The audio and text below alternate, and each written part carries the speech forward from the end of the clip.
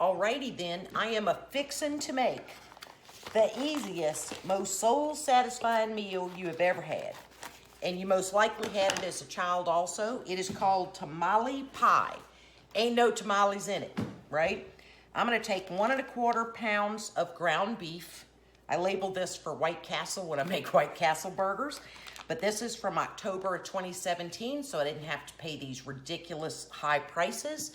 I'm gonna brown this off in my skillet, and my seasoning mix for this is going to be 1 1/2. I use 2 tablespoons of chili powder, a teaspoon of garlic powder and onion powder, a 1/2 teaspoon of cumin, and 2 tablespoons all-purpose flour.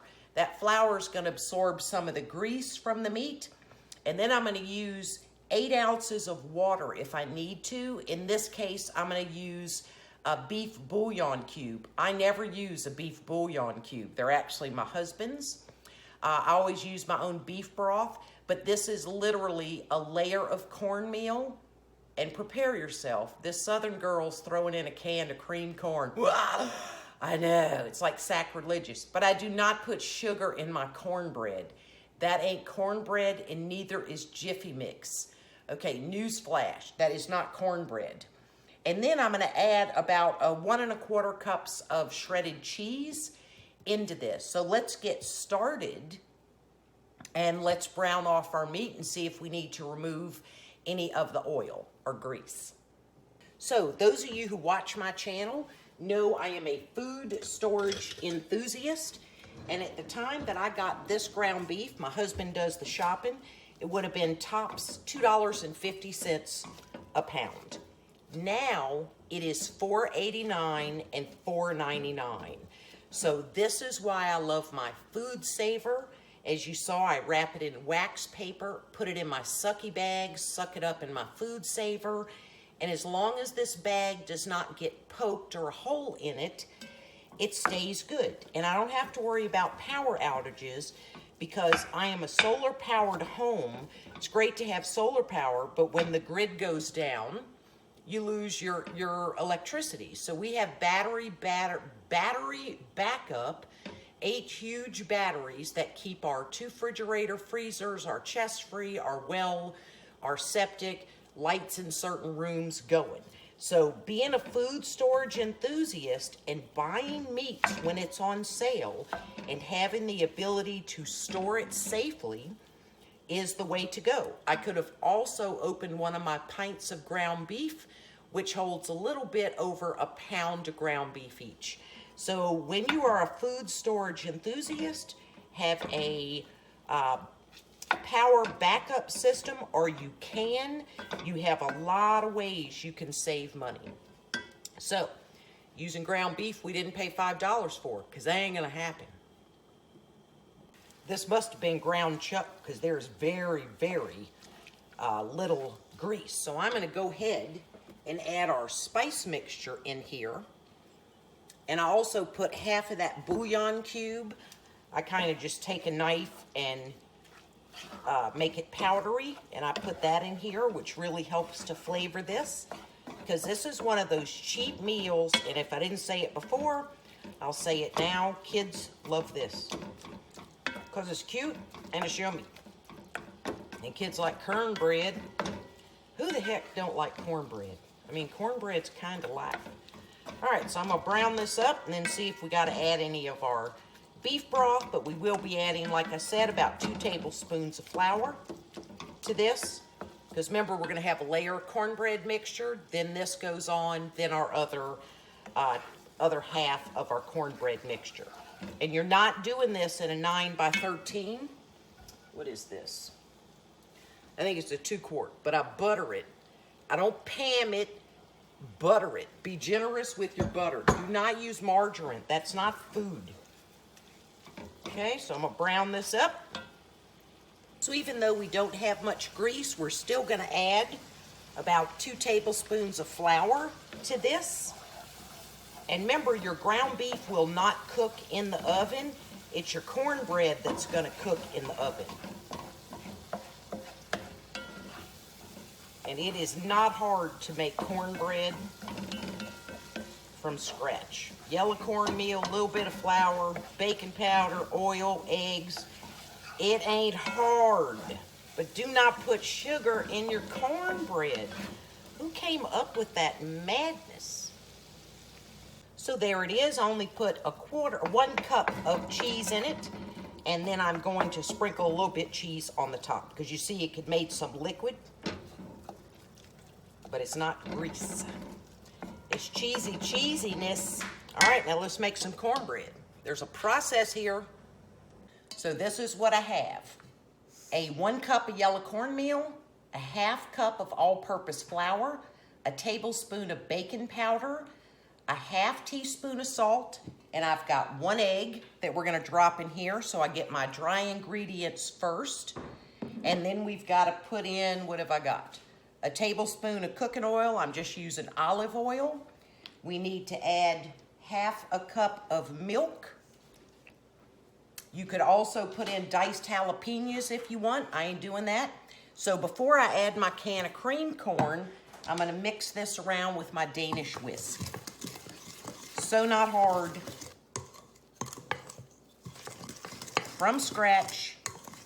If I can do it, you can do it. I ain't nothing but a mouse. And yellow cornmeal is still almost free. When I buy flour, cornmeal, I freeze it for 7 days in my freezer first, so that any bugs in it will die, because there are bugs in everything. Now let's dump in our cream corn. Oh, so gross. My mother would die if she saw me do this. I used to make this in college. You had to walk down 3 flights of stairs to go to the community kitchen. And then inevitably I'd forget something in my dorm room, and I would sell these on the way back for $1. Always had a side hustle, got to make that money when I was a broke college student working 2 jobs. Always keep it going. All right, so let's put in our cheese. That's weird, I know.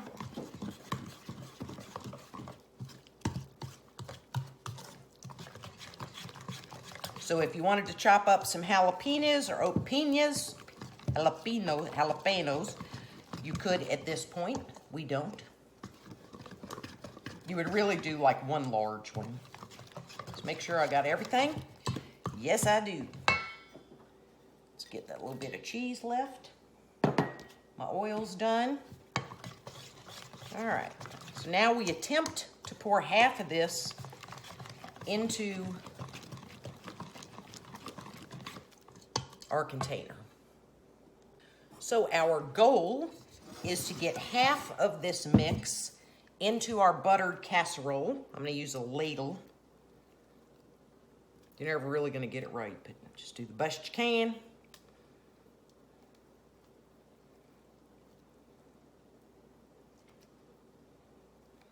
All right, now I'm gonna put my ground meat mixture on it. So there's our ground meat on top of it. You're just gonna try and push it and shove it around. Ain't gonna hurt nothing, sitting there.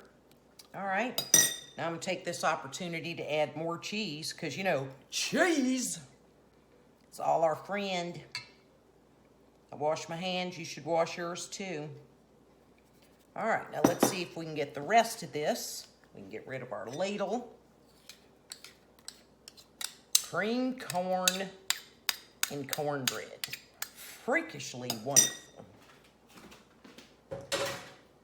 I don't think I've ever made a recipe other than this with cream corn and cornbread. Just use the end of my bucket, which would be a bowl, as I scrape this in here. And it is much easier to push around than your ground beef is.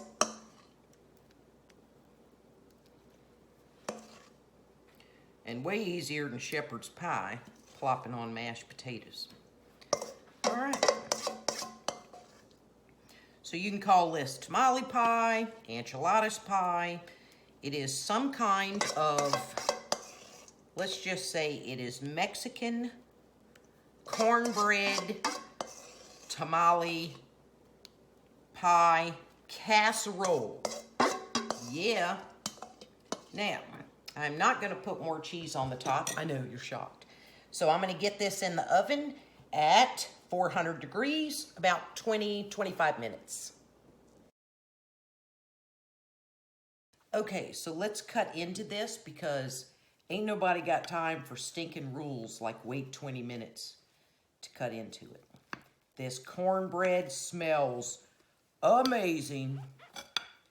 So let's take a look. Oh, I can dig it. Oh, it's very, very hot.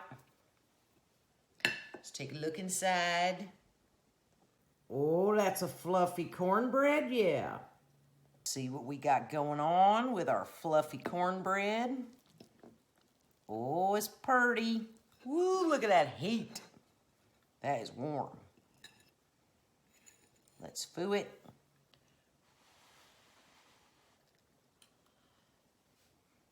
Oh, yeah. Oh, that is really good. That cornbread is great. And remember what is not in this cornbread? Ain't got no sugar.